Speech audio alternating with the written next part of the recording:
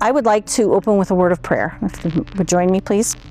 Heavenly Father, thank you for this opportunity to come together and to learn and grow and to learn how best to take care of ourselves and take care of those who work in the church. Bless our conversation today, that it might be pleasing in your eyes and that we might be able to brainstorm and come up with ways that we can continue to take care of our church workers in a way that is pleasing to you. In your name we pray. Amen. So I'm glad you're here. This is the Who Cares, the importance of caring for our church workers and their families. If this isn't the group that you wanted to be at, that might be. Now's your chance to get up and leave. I am Angela Kollbaum, and I am a therapist with Lutheran Family Service. I am also a DCE, and I've served in the church for over 20 years. It actually should be a little bit more than that now, but we'll just leave it at 20 because that makes me feel younger. I'm a daughter, a sister, I'm a wife of a pastor. I have 5 children and I have 4 in-loves, and I'm a grandmother of 7 littles, and I'm a DCE Mama K to several, and I have been for a while, and that's one of my favorite roles, are all of those. And most importantly, I'm a chosen and loved child of God. And this is my family, and it's kind of neat because when my husband started in the ministry 21 years ago, it was 7 of us, and we've grown into that, and I just think that's pretty awesome. And in that we have 1, 2, 3, we have 5 church workers. So church worker care is a very important and meaningful thing on my heart. So why is this topic important? Last year I presented on church worker wellness and taking care of ourselves, our self-care. And that is very important. But in my conversations with people, we have found that puts a lot more pressure on the church worker, because it's one more thing on your to-do list to do that self-care. It's still important, but we decided that maybe a bigger issue is training our congregations to care for their church workers as well. Because, if you talk, how many of you are church workers in here? Raise your hand. How many of you take your days off? Good, good. Who says to you, have you taken your day off this week?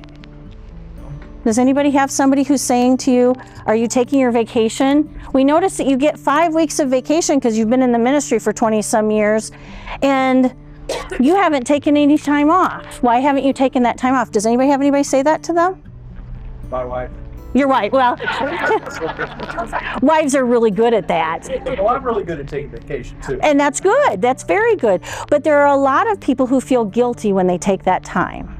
And that's where we need to raise up in our congregations people that are understanding of that and are gonna hold our church workers accountable for, you haven't taken any time off in a while. We need you to take some time off for yourself. I was just talking to a pastor friend from the Southern District outside, and he said, and I just love to hear stories like this, that the congregation said, Pastor, you haven't taken any time off in a while, and you're going to Arizona. Why don't you take some time off? And he goes, well, we will. We're going to leave on Monday. We'll come back on Friday so we can be back for service. And they said, and 3 days of that is a conference. No. We will find coverage for you for the weekend. You go and stay for a whole week so that you're gone and they're not going back to Alabama till next Thursday. That is a congregation taking care of their leader. So that's what we're going to kind of talk about a little bit. This is the most recent I could find, but I think that there's probably more current. A significant portion of pastors within the LCMS are considering leaving the ministry, with estimates suggesting around 38% of pastors have thought about quitting full-time ministry within the past year. That's according to Barna. That's just pastors. And when I'm talking church workers, I'm talking about deaconesses, I'm talking about DCEs, I'm talking about teachers, principals. How many of you serve with a school? How many of you know how hard it is to find a principal?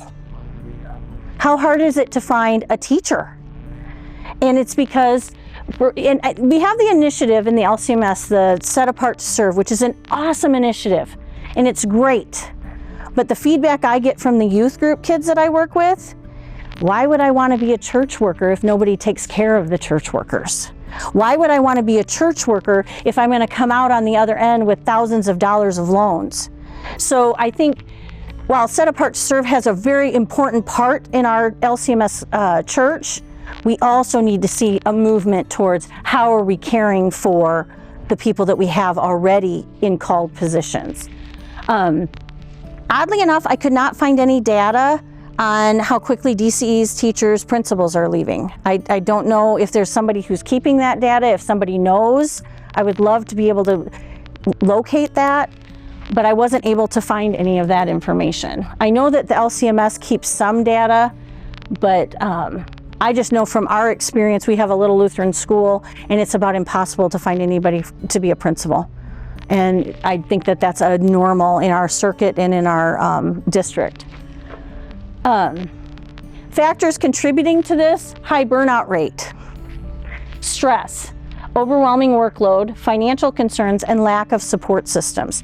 And something along that lines, especially with our DCEs and possibly deaconesses too, a lot of times when they're placed in their call, they're placed away from family, and most of the time they're single.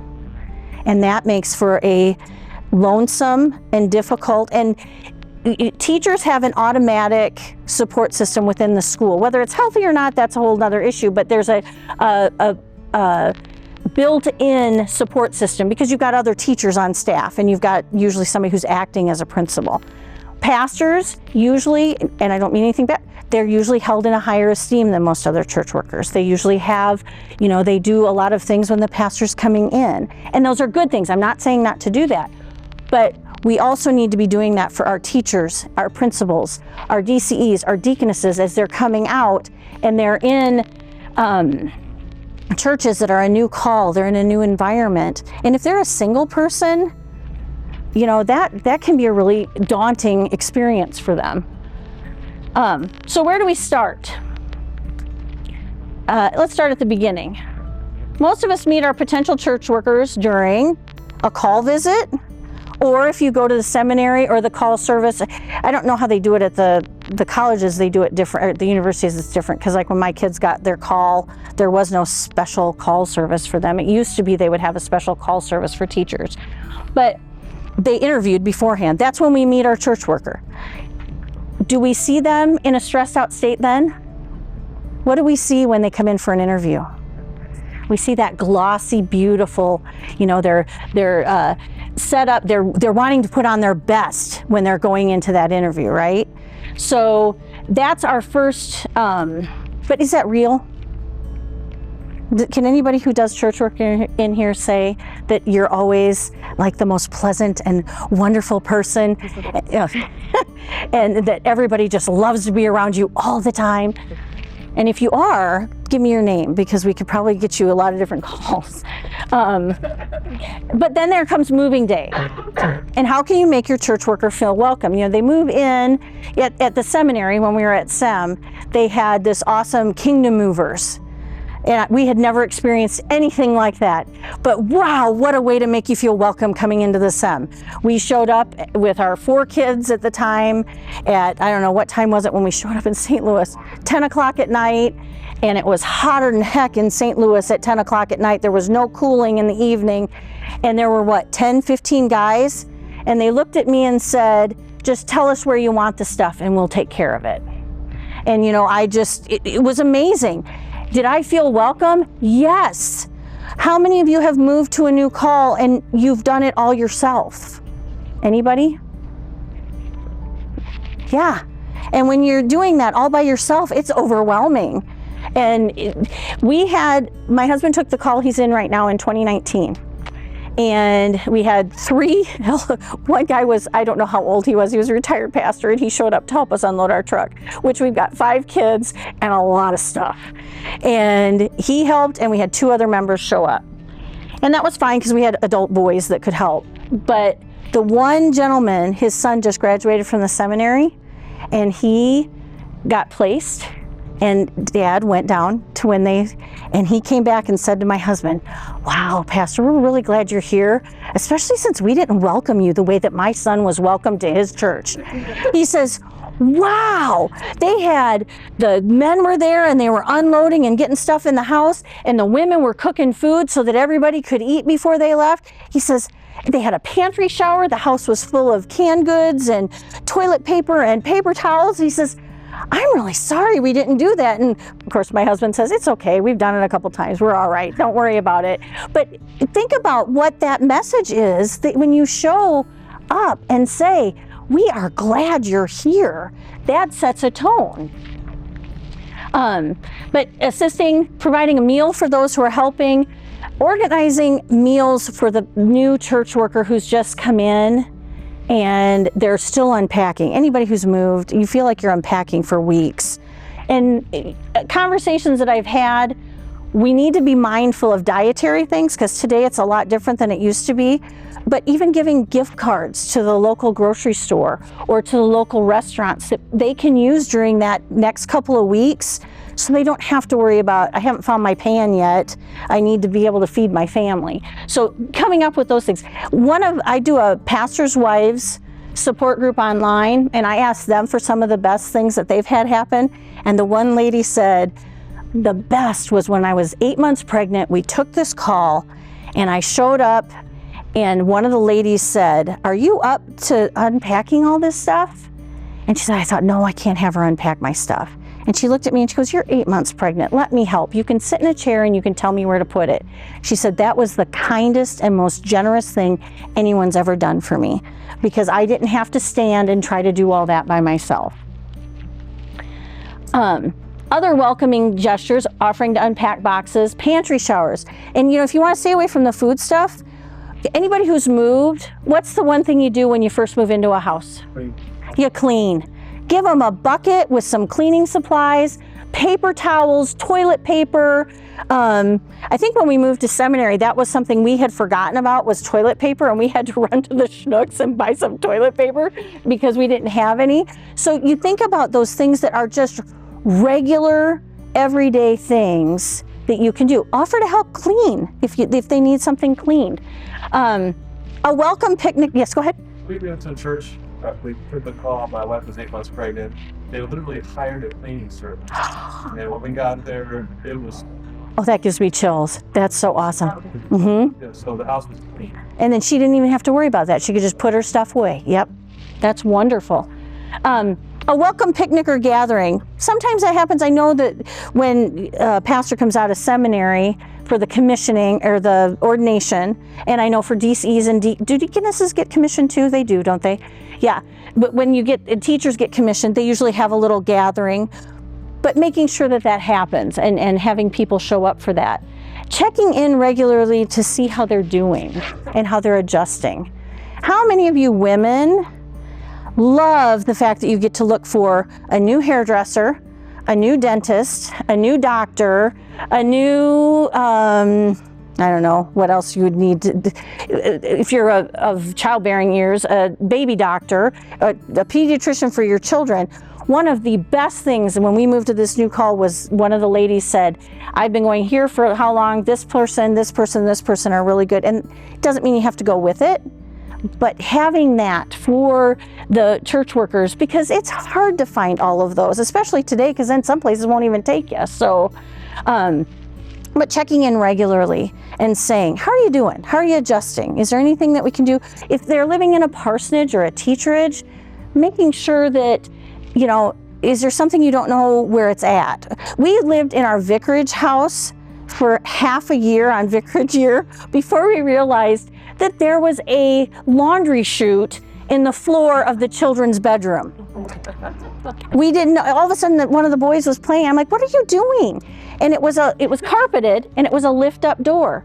And I'm like, I have been carrying laundry from the second floor down to the basement, and I could have been just dropping stuff in there. So that seems silly, but it's something that would be helpful.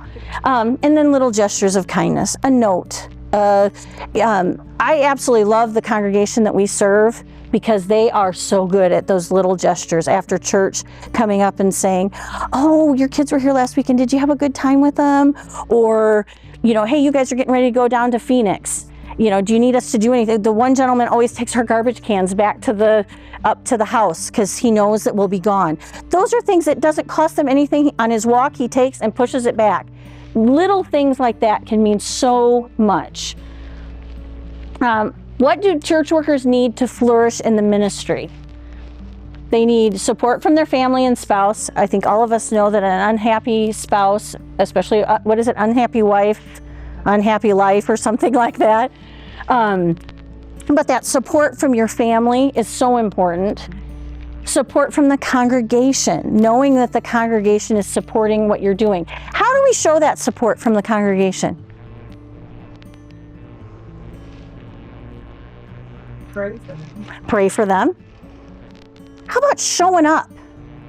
When there's a Bible study or there's a meeting, you show up and you go to it. The other way you can support, and I think this is something that a lot of congregations struggle with, is when you hear something that somebody's unhappy about, speak well of your pastor, your church worker, your whatever, and say, I need to check that out. Don't just go, really? When did he do that? I didn't know that, because that gossip can be so detrimental.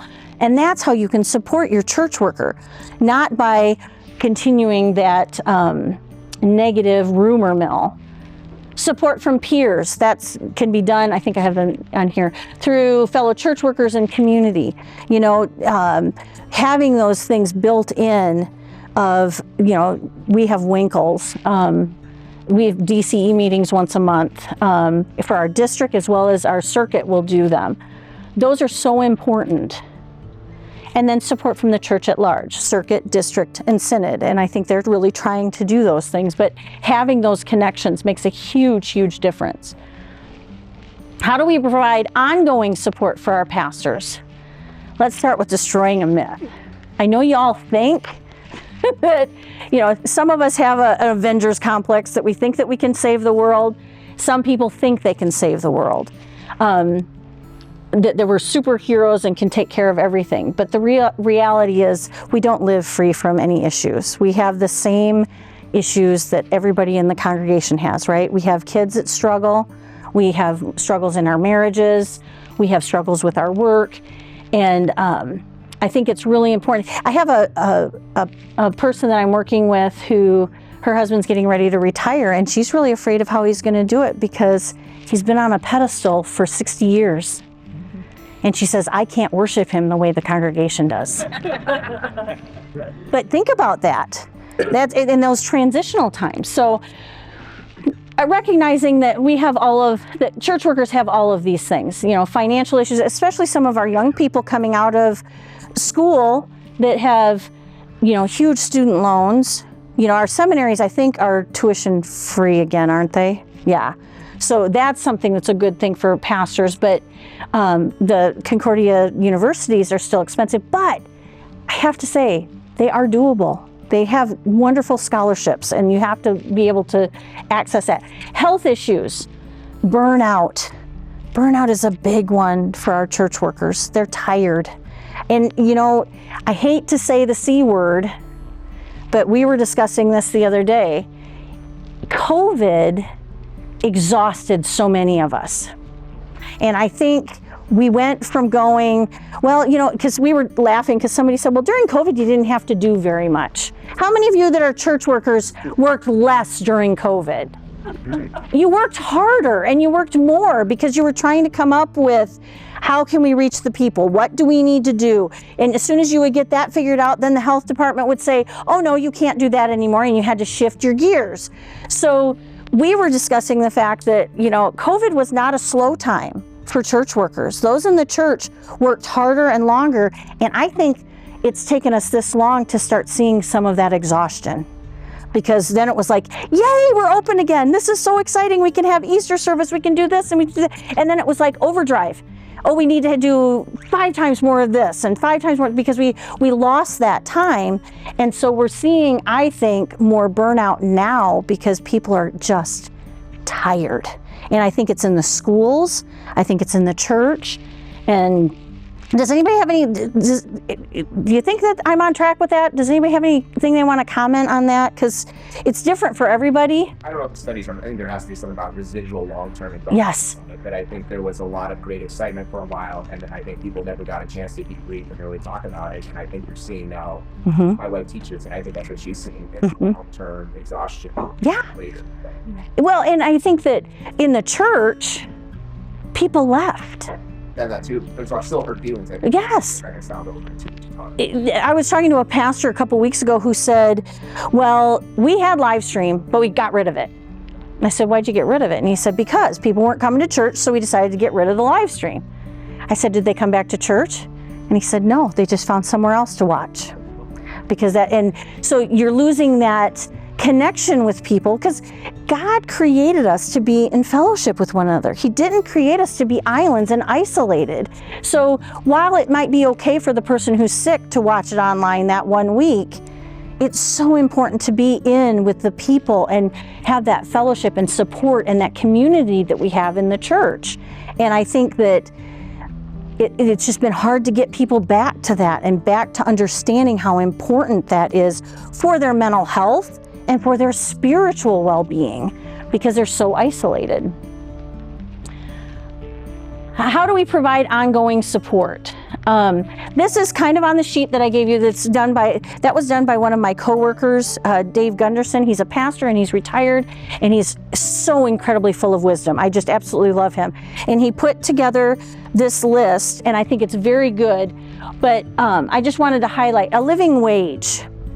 This is something that, in speaking with my pastors' wives, is kind of an issue for some, and I don't know in the schools, it's probably the same thing in some of our rural areas, paying according to district guidelines or more.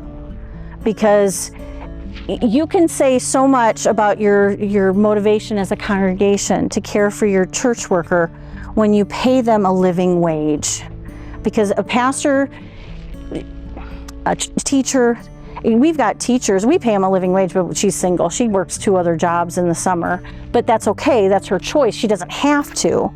But I think it should be a choice. It shouldn't be something where they have to do that in order to pay for their insurance or to be able to pay for their children's education or anything. And when I'm talking education, I'm talking about the Lutheran school that they're in. But being mindful of a living wage. If you have a parsonage, this is specifically for the pastors, making sure that it's in good working condition. Our first call had the absolute worst oven in it ever. And you gotta be careful, because it's like, I don't want to upset if this was Mabel's oven that she got when, And we saved up some money, and I said, I have to have a different oven, because all of the numbers around the knobs were all gone. So you had to guess where it was at. And one Sunday we had a fellowship Sunday at church, and I had put in a 9x10 or whatever casserole, and during church it baked, and it came back and it was still cold because it was just an awful oven. Well, we bought the new one, and the elder was so sweet, and he's like, well, you didn't have to buy that. And I said, well, this way it's ours. It's not a big deal, and I could get what I wanted. It wasn't some other Mabel's piece that she didn't want anymore. And but when the kid from Sears came, I said, can you sneak because he was going to take the old one. I said to the elder, can we get rid of the old one? And he's like, well, yeah. And I said, well, good. I didn't think we needed it, but I said, can you get it onto the truck and not leave it out? Because we lived right on the corner. And the kid says, yeah, sure, I can do that. And I look out the front window, and there's the stove sitting right there on the corner. I'm like, oh, please don't let anybody drive by. Nobody ever said anything, but I think that having good working condition things in the parsonage is really, really important, because I think, and I don't know, do all of your churches have parsonages? I know a lot of churches are going away from it because it's just not the thing, which I liked it when we owned our own home, but whatever. Time off. This goes back to what I was talking about before. Making sure that your church worker is taking their time off. When my husband's first call, we had a Lutheran school and we had a brand new teacher, and it was her first year out. She would get to school at 7 a.m. and we would see the lights on in her classroom at 9 o'clock at night. And sometimes we would take food over to her because I knew that she was a single woman, she wasn't eating. And then we finally had to say, you have got to go home. You do not have to be at the school 24/7. You need to get time. And of course her thing was, you teachers, it's my first year, I'm setting everything up, I need to have it all. And we're like, yeah, but that's fine. Do it 2 nights a week. Don't do it 5 nights a week. And all weekend she would be in there. And then in the summer she would be in every day. She was a very good teacher, but she was also very tired. And I think that was, she had no life. It was just the school. Time off, don't call your pastor on his day off. Don't call the teachers on Saturday. Don't call your deaconess on her day off. Give them that time. We have a member in our current church, he is the nicest guy, but every Friday morning, for I don't know how long, he would call every Friday morning.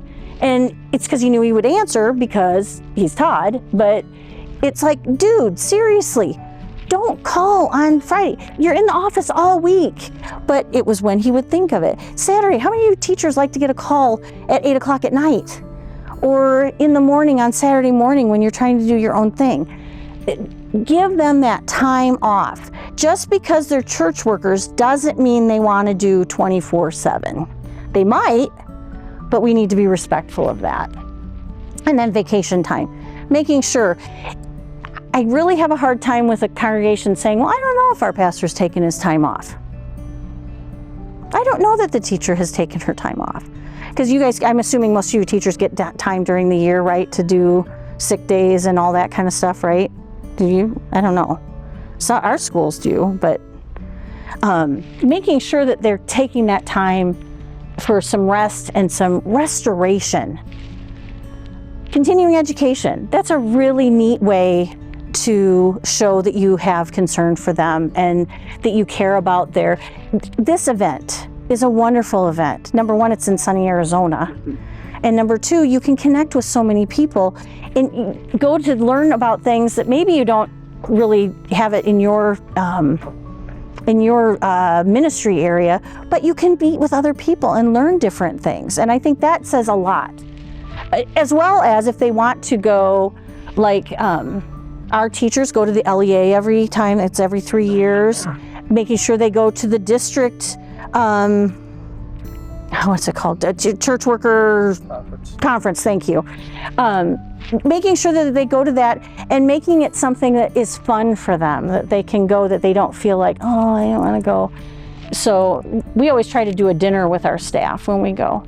Sabbatical is kind of a new thing. I don't think it's really as new as what some people think it is, but it's recommended every 5 years for church workers to take a sabbatical. Yes? Just if you don't know, Eli Lilly has a pastor sabbatical grant, and it pays. So I'm you compete with other people, but I mean, yeah. So cool people you got to get to know, but it's $25,000, $30,000 for you to do whatever you want, and $15,000 supports the church. Wow. So it's in the Eli Lilly Foundation. Write that down. Pastor sabbatical grant. If you ever Okay. Well, Okay. Is it also for church workers other than pastors, or is it just for pastors? Okay. And that's something that we need to start working on, because there's lots, and I'm not saying that for you, but like just outside of, because we have a lot of good resources for pastors. Like there's that Michigan, for Michigan district people, it's like a, I can't think what the name of it is, but it's a cottage, and they can go up there and spend the week, and it can be like rest, and it costs nothing for the pastors. We've got Shepherd's Canyon. We've got Shepherd's Canyon, I think, takes all church workers, though. I don't think that's specific to pastors. But finding more things that are available to all church workers so that they can have that opportunity to rest and just be. I love it. Thank you for telling us that about the Lilly Foundation, because that's right. That's a huge one. If the church puts together a fund for sabbatical, so Yeah, right. And it just could have a continual. Mm-hmm. Yep. My thing is, that's the pastor guy. You get all this stuff. Teachers don't. No. We're looking at vacation time for, and our director of worship is a non-called worker. So he's a crazy working guy, and he's 2 weeks starting off with. So he said, that doesn't really seem appropriate. Yeah. So I'm just addressing teaching staff with Right. Well, and I'm encouraged because I went to an RSO meeting in December, and even like Concordia Health Plans is looking at ways that you don't have to just be a church worker. You can be a lay leader and still access some of the things that they have available, which I think is astounding, because you think about, at least from my perspective in Nebraska, we have a lot of small congregations that the leadership, like your organist, your youth person, they're all volunteers. They're not people who have been synodically trained, and they're not called, but they work just as much as those that are. And I love the fact that they're looking at trying to figure out a way to reach them for those things too. So I think that's really encouraging for all church workers. And oh yeah, My wife and I just went to Eden Above the Sea, which is on the Big Island of Hawaii. Yes. Jeff and Linda Mueller, he's a pastor at Waikoloa from church. They have basically like a little house, car that they will make available, and it's for all church workers. Yes. So it includes both pastors, deacons, teachers, all of that. Just need to get on the schedule. Jeff will be here. I think he's a job beyond, but she's just basically there. Okay.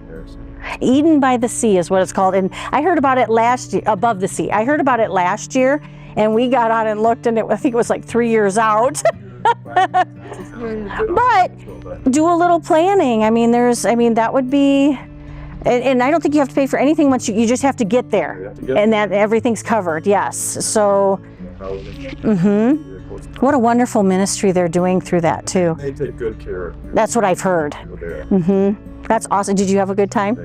Good. When were you there? In December.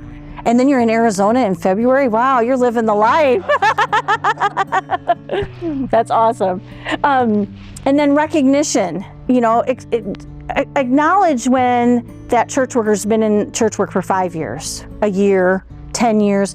And that can be across the board for their service, but also since they've been serving with you. Recognize, hey, it's been a year since you've been here. We're so glad you're here. And I'm not talking about huge things, just acknowledging it, I think, is important. Well, every year we have an initial meeting and a worship service, added worship service. We have all the teachers and aides, et cetera, from our early childhood center, and they get recognized and they get appreciated. We give them applause. And then we identify those for 5, 10, 15, 20, 25 years and, give them a bouquet, and that bouquet is a gift card or something like that. And so that's another way to do that. And it's very intentional due to the fact the school, the leadership at our school, really pursued this and made it important. And I don't think we do that for our church staff, which is kind of interesting. Yeah, that is interesting. And it's a school and church that are together. Yeah, what a great bridge that would be if you were recognizing all of the church workers. Yeah, that would be a real kind of a cohesiveness between the church and school. Yeah, I like that. And then church worker support team. Do any of you have a church worker support team in your church? Okay. Well, we're going to talk about that a little bit. In a second, we're going to talk about it. How for church workers, family of the church workers. This is for the families. This is the wives, the children. Check in. I have to say, we have been so blessed in the 3 congregations that we've served in. They have always been so good about talking to my children about what they're doing and taking a vested interest in, oh, you had a baseball game the other night. How did it go? Or, hey, we saw you went to the youth gathering. What was your favorite part about it? And actually taking a vested interest, not just kind of living parallel to them, actually caring about what's going on. Invite them to things. This was one in my pastor's wives group. They talked about that's one of the loneliest things for them as pastors' wives, and I would assume this would translate into DCE, deaconess, and principal wives, teacher wives. They wouldn't be included in things. They wouldn't be invited to the baby showers. They wouldn't be invited to the they're getting together on the 4th of July for a picnic, and there's all these people from the community, but they aren't invited because, well, for whatever reason. So they said that really is impactful when they're actually included. Realistic expectations. I think this is a big one, and I'm talking to the choir because you guys are all, you know what church is. But you know what? Church worker kids are going to be naughty. I guarantee it. At some point, they're going to be naughty. They're going to have a rough time in church. They're going to do something that they shouldn't. But realistically, everybody's kids are like that. 3-year-olds are hard. 2-year-olds are hard. 15-year-olds can be really hard. And so I think recognizing that just because they're in church work doesn't put this sweet little bubble around them to say that their children aren't going to have any type of issues. And I think that's probably one of the hardest things for moms anyway. Don't assume that the pastor's wife knows about anything. Don't assume that, right? That where they'll come up to you and say, oh, well, we heard da da da da, and it's like, I didn't know anything about that. What are you talking about?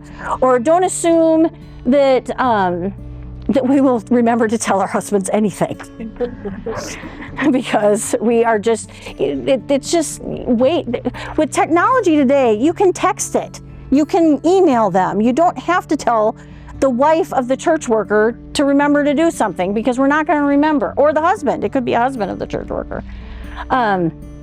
Always speak well of your church workers, even if you don't necessarily agree with it. There's something about it's Matthew. Help me, Matthew. With the one where you go to the person if you have an issue. Matthew 18. Matthew 18 says, if we have an issue with somebody, we go to that person. We don't go to everybody else in the church and then go to the person. That's, if we want to live scripturally and we want to live by what God is calling us to be, we need to know that that is something that, because how many times has it been a miscommunication that somebody has not heard it the way that they did, or they wanted to take it a negative route and it ended up being way bigger and way worse than it needed to be. So I think speaking well of your church workers, and you don't always have to believe it, but you can at least, we're all different, and we're not going to agree with everything that everybody does, but we don't need to try to tear down other people to make ourselves feel better. I don't know. Birthdays and anniversaries, recognizing the pastor's family's birthdays. It doesn't mean a gift, but just send a card or a text. I have a lady that she was at our church in Concordia. She's passed away now, but we shared the same birthday. And every year on our birthday, she would send me a text, which I was always impressed because she was like 80, and she would text me on my birthday and say, happy birthday, buddy. And I always thought that was so neat. But doing something like that, it's just easy. Doesn't have to be complicated. Meetings. How many of you love meetings? Yeah. If it can be done in email, let's do it by email. But some churches, you have to have that meeting because we've always had that meeting on the first Monday of the month at 7:00. But why? Why can't you do it at a different time? Looking at how you do your meetings and how, in our congregation, and I don't mean anything against the LWML ladies. I love the LWML ladies and I'm a part of it. But they don't understand why nobody comes to our meetings when they meet on Wednesday at 9:30. I can't meet Wednesday at 9:30. And I'll say, can't we do it in the evening or the afternoon or on a Saturday morning? We tried that, nobody came. Come on, ladies. So thinking about your demographic, if you want the young people involved, do things when they can come to it. A lot of, in our congregation, we have 2 women that stay home with their kids. 2. The rest of them are working. So they're not going to come at 9:30 in the morning on a Wednesday. It's a totally different thing from 30, 40 years ago. Get to know them. Find out what your pastor, your DCE, what do they like to do? What do they, do they like to golf? Take them out for a golf day. Or if they like to go to the baseball game, like if you live in St. Louis, we enjoyed when we were in seminary, our fieldwork church. there were so many people that were so kind, and they'd say, hey, we're going to the Cardinal game. We got 2 extra tickets. You guys want to go? Or one time I took my son to the symphony because they had season tickets and they couldn't go. So they said, would you like to go? And we were able to go, and it was something that neither one of us had ever done, and we've never done since. But it was, well, in Norfolk, Nebraska, there's really not a whole lot of symphony going on. But yeah, but that was such a cool thing. And you know, my son loves to draw, so we brought a sketch pad, and he drew through the whole symphony. And we still have that. That was a special time for the 2 of us to go. So those, when you have something and you think, oh, I wonder if somebody likes that. Respecting boundaries. This one came up with some of my wives that I meet with about raising their children. They feel like the older people in the church feel like it's okay to tell them that, well, I don't know, my kids never did that. Your kids shouldn't have to do that. And they said it just really, they're in a fishbowl already, and they said it's really hard to have people, because then they become more sensitive to what are they watching. If they think my kids aren't behaving, what else are they watching about my life? And just respecting that boundary and respecting. And as a grandmother, I find that I have to do that with my own kids. You know, is anybody grandma in here? Yeah. Because I sit and go, why are you doing that? And then I have to check myself and go, they're doing their own thing. They know what they're doing. They're doing it wrong. Yes, I know, but it is. You sit there and go, well, we never did that with you guys.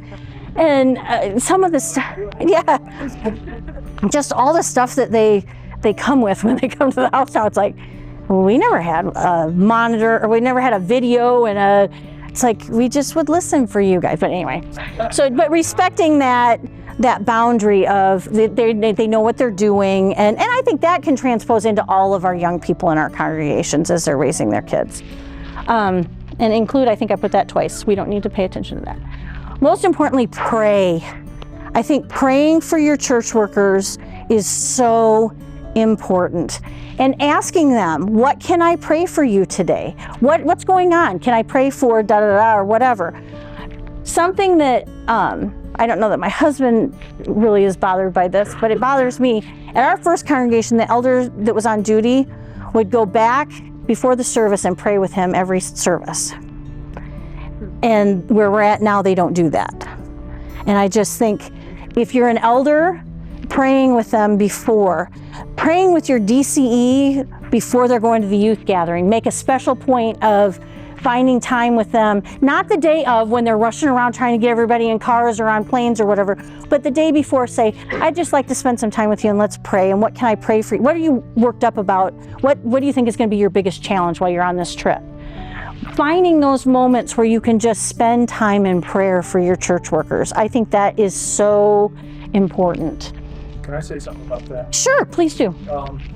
You know, especially, I think if the people of the congregation could hear this and they could take that to heart.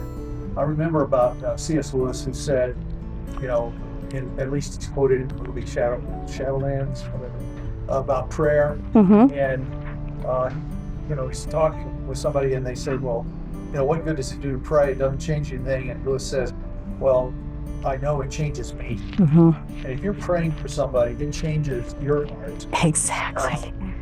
You know, for the sake of that worker. And I think there's a lot of people who do well to have a change of heart toward their pastor or their I can't agree with you more. Just a little side note, when we were at SEM, I worked for a Jewish agency. And the woman who was the executive director was very antagonistic toward Christians. She did not hire me.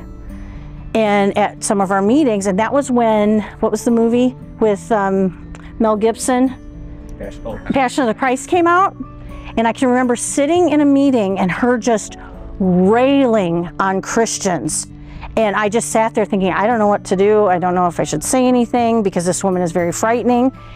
And from that day forward, I prayed for her every morning and I prayed for her every night. And I don't know that it changed her a whole lot, but it changed the way I looked at her. And my supervisor said, what'd you do with Janet? Because she's really being a lot nicer to you. And I looked at her and I said, I've just been praying for her. I have done nothing. I don't know. I said, I've been praying for her, and I've been praying for the Lord to create in me a clean heart that is open to what he's putting in front of me. And she's like, oh, and she was an atheist. So she just kind of looked at me like, oh, okay, I'm not going to do that. But I thought maybe you should try it. But I agree with you. It does. It changes the way you look at things. And I think that is so important. Yes. Well, obviously, you may not have wanted to tell her you were praying for her, but it's been very significant for me to have people in our congregation Right. who say, I pray for you. Mm-hmm. And that gets me through some tough times. Mm-hmm. And so it is helpful to Yeah, right. know you are Mm-hmm. praying for her. And that means I love it, or I shouldn't say I love it. I always find myself when somebody says, well, the least I can do is pray for you. And my response is, that's the best thing you can do for me. It's not the least. That's the most important. The little ladies, like when we go to youth gathering, I always have prayer partners for all of my kids.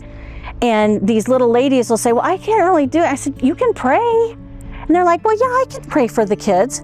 And that is the most important thing that we all need, is that prayer. So I love, and I think it means a lot when you have somebody in the congregation that says that too.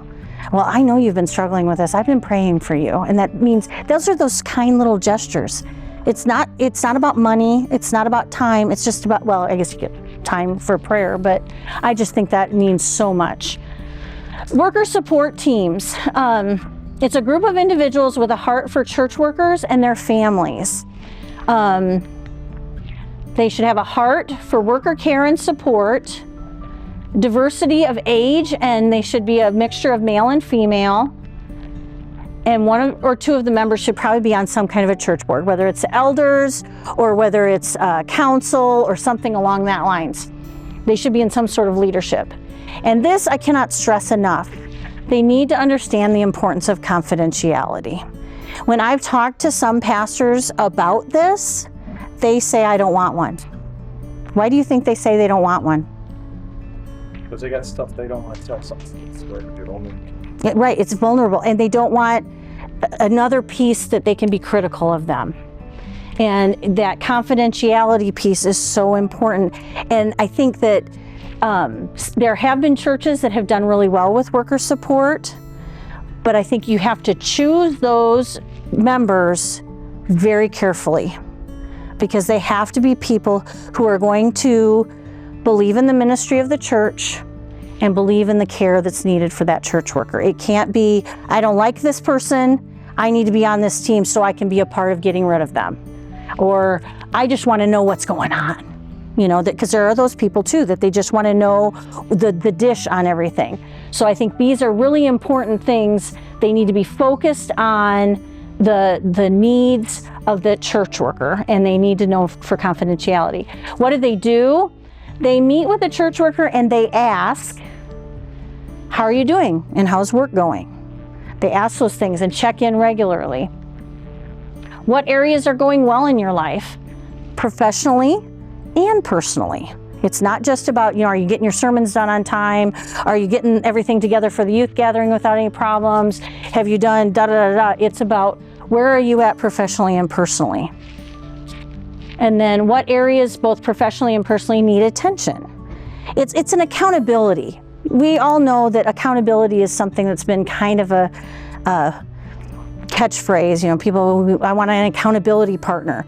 But the reality is, this can be a very positive accountability within the congregation, where they are caring for the church worker and how they're doing, and making sure they're taking their vacation, making sure they're taking care of themselves, making sure that they're not at the church at 8 o'clock in the morning and 9 o'clock at night straight through, that they're actually taking lunch or taking time to take care of themselves. It's there for the church worker when dealing with issues of salary, time off, and other personal issues.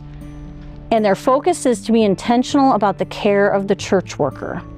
A really good resource, if anybody has not, it's an older resource, but it's Holding Up the Prophet's Hands by Bruce Hartung, if anybody knows for that. It's a lot of this comes from there, because he put that together. It is so good. And if you can do this, it's just a positive thing for your church workers. And then we have a few minutes left. One of the things that I wanted to keep this very positive, because I think that we all know that churches, for whatever reason, can be the most negative things, right? I mean, sadly, that's churches and schools we can have, and because Satan gets his fingers in and he starts manipulating things. So I wanted to stay away, because I had a whole 2 pages of stuff from church workers that don't do this, don't do that, don't do this. And I thought, I really kind of want to stay on the positive side of it. What can we do to make it better? But I want you to know that I also know that not all church workers are in situations where they're heard. They're not in situations where they're cared for and loved. And it can be a really difficult and destructive for them, for their families, and even for the church to a certain extent, for them to have to go through that. So I want you to know that I recognize that, but I wanted to try to go along what we can do and how we can be Christ-like in our care for our church workers. I think that we've got to do better.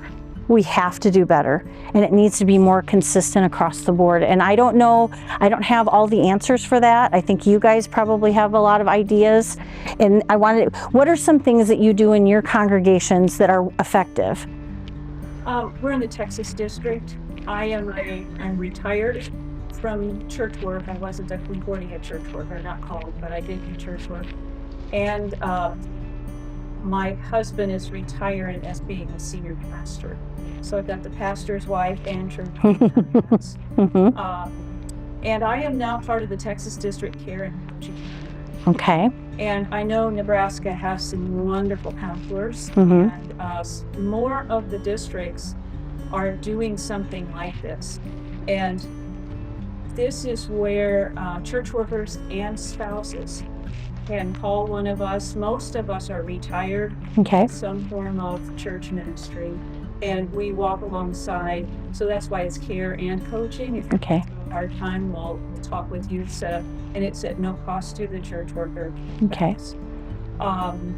Like I said, other districts are doing this sort of thing, and I would just really encourage any of you to, if you need to talk to somebody, see if there's somebody in your district that do that. And if you don't have anybody, call me. I mean, Texas, but I'll talk to you. Okay. All right.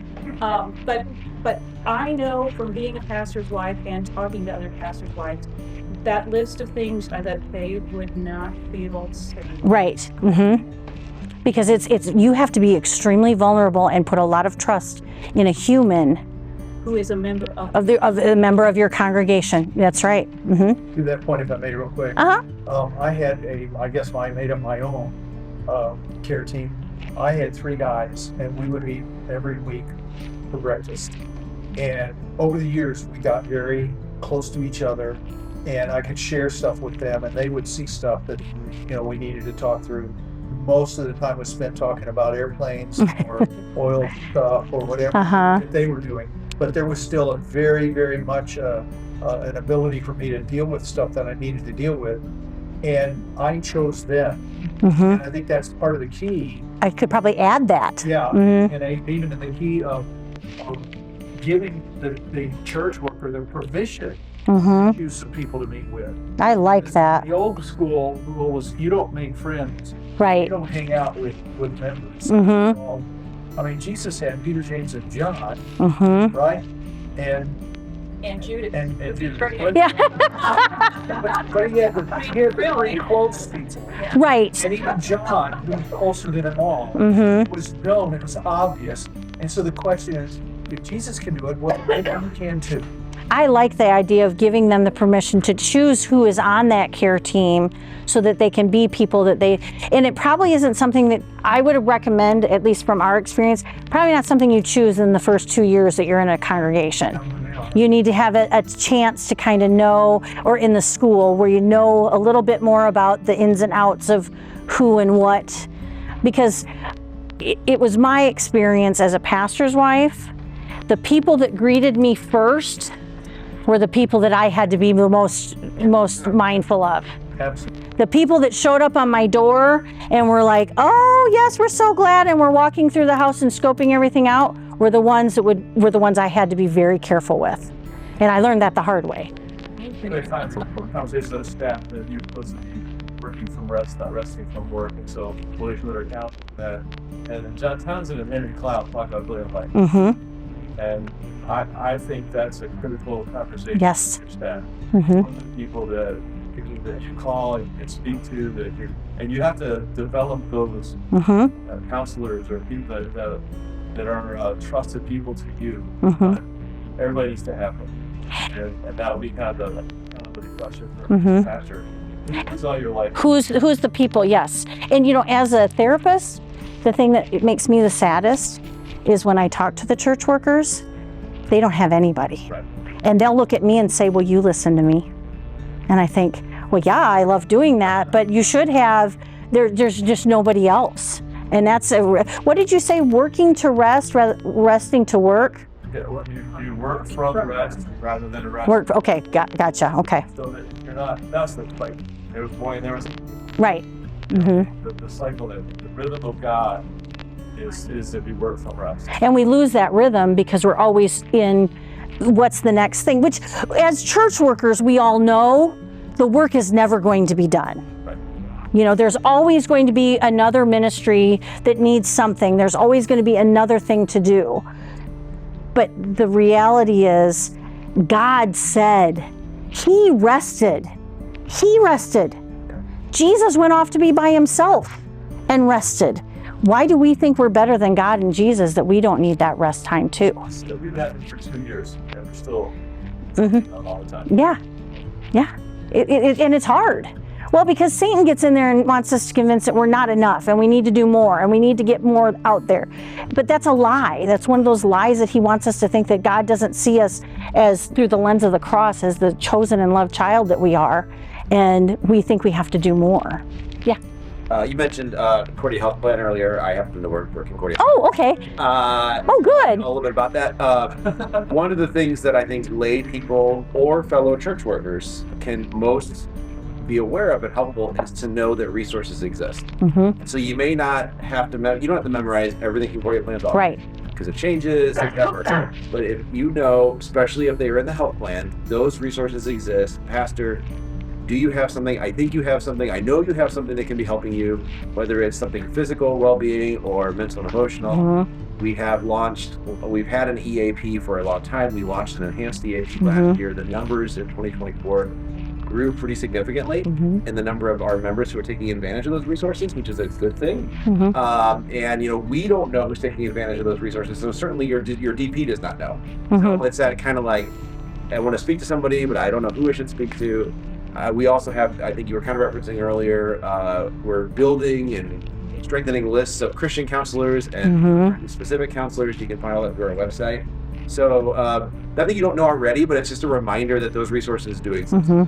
And I think that you hit on something, because I was talking to a pastor just a couple weeks ago, and I was telling him about the EAP through Concordia Health Plans, and he says, does that get sent to my district president? And I said, no. And he said, does he see who's on your list? I said, nobody sees anything. We don't know. I said, we just know how many people. Right. I said, it's a completely confidential. The only time people know is if you decide that you want to tell somebody. Right. I said, my list is, I have access to it and my supervisors have access to it, and they don't really, it's not something they're concerned about. So. And if they get matched up with somebody and it's the wrong fit, then you can always find another. Right. Exactly. Now, since you're here, because that was a question I had.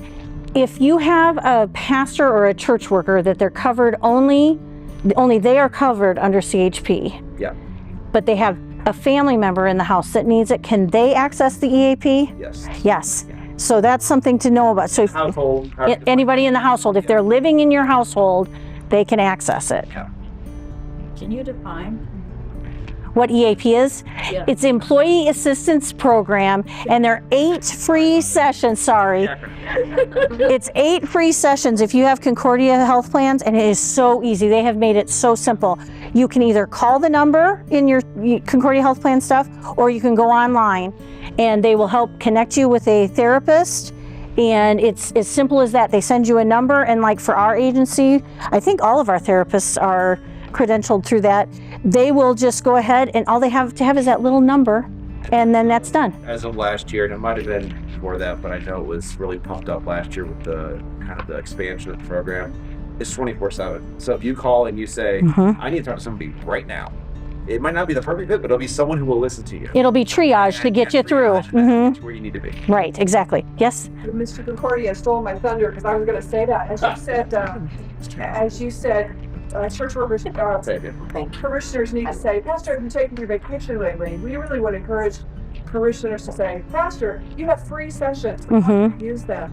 And not when you're not well. Use them for wellness, marriage wellness. Pastor, we would love to see you and your wife using your sessions to enrich your marriage and improve it. Fireproof it.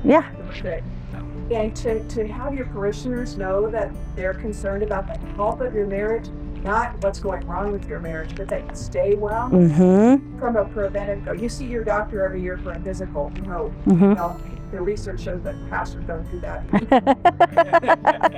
But we do know, yeah. Most people do not do their preventive.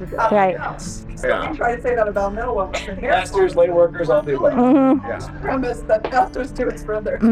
But we want our parishioners would be one way to say we really care for you and your family. We're paying the premium so that you can access this. Yes, exactly. Well, because I've even done that I go into 4 different Lutheran schools and work with their kids, and I've seen a couple of principals that have just been like, oh, and I'm like, hey, you realize you have 8 EAP sessions. You don't have to see me. You can find somebody else. We've got people licensed in our agency in Nebraska that's not me if you're not comfortable, but use them. They're there. You don't have to pay anything for it, and you don't necessarily have to use all 8. You can just go in and do a little tune-up, go twice.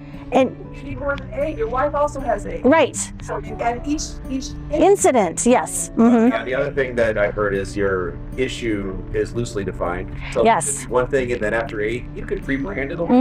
Yes. You could keep going. So what I usually tell my people, and I don't know if this is copacetic, but I usually tell my people when you call in or you write in, don't put anxiety, depression, post-traumatic stress. Just put 1. Because if you put 1, because then if we need more than 8, we can then we switch over and say, okay, we're dealing with the anxiety, but now we're going to deal with the depression. So there are ways, and it's just I love the fact that you're willing, the EAP can be for your kids even if they're not covered on your plan. Or your spouse, even if they're not covered on and I think, now you correct me if I'm wrong, when I was at that meeting, they said, if you've got grandma living with you and she's living in the house, she also can use it.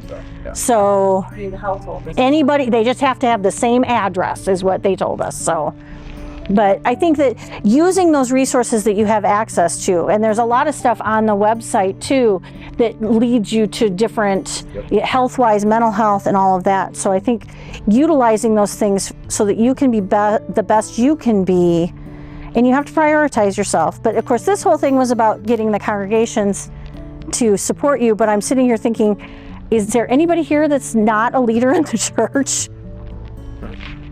We need to get this into the congregation and have the congregations learning it, right?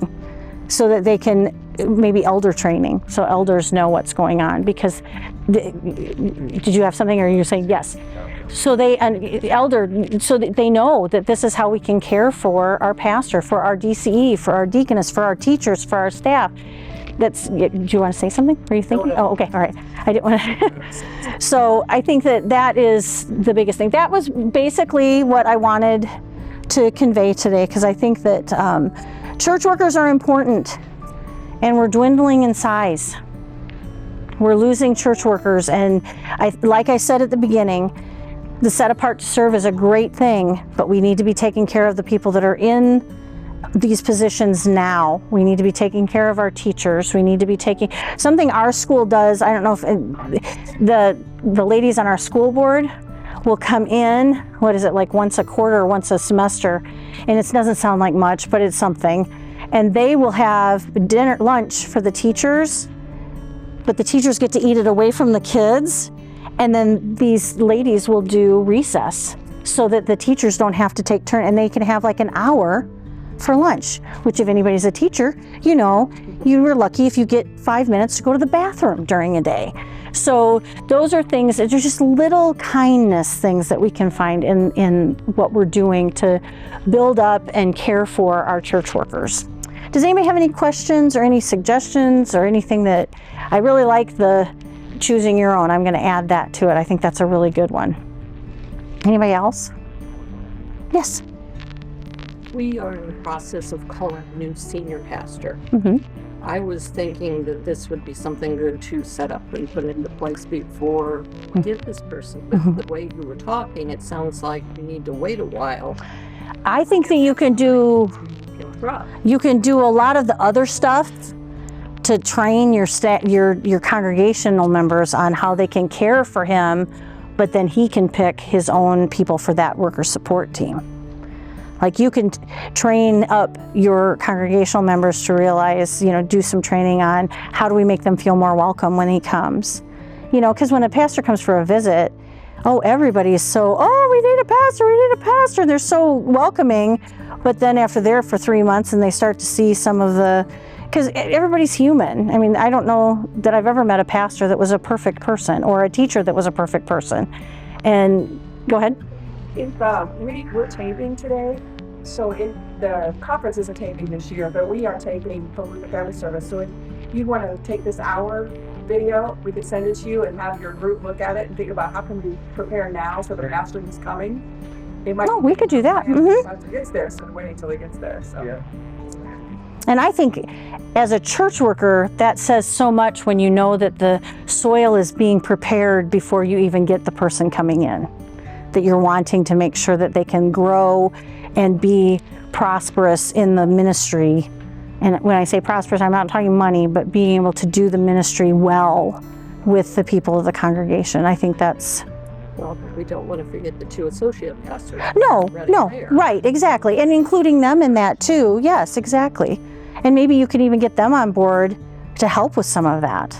But it's always hard as a pastor to say, this is how you need to treat me. You know, that's an awkward conversation to say, you know, you have to treat me this way, or I don't like how you're treating me. That's why we have district people. I see you're from the district. The district guys get to come in and go, we need to talk about what's going on in the church, you know. But it's an awkward conversation to have that, whether you're a teacher saying to the school board, you know, I'm not appreciated enough. Who does that? You know, we feel it, but we don't do it.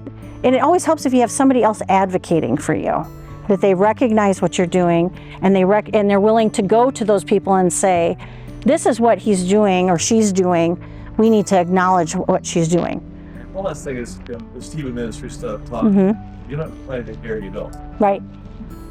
You talk about being off caring, but if there's a plan in place and steps that are going to do it, right, it's going to happen. So that if you take this stuff home, it's what are the things we're putting in place we're going to do that says this matters to them. Right.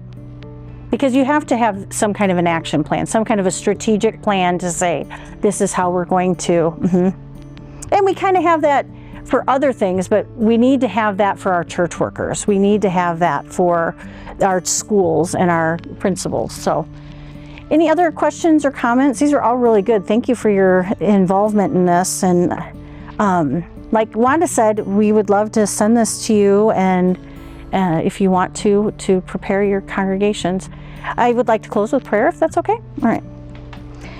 Heavenly Father, thank you so much for each individual in this room and for what they bring to the table for ministry. Lord, we just ask that you continue to give them what they need to serve you and in your people in their settings. And we just ask that help them to be appreciated and loved by their congregations.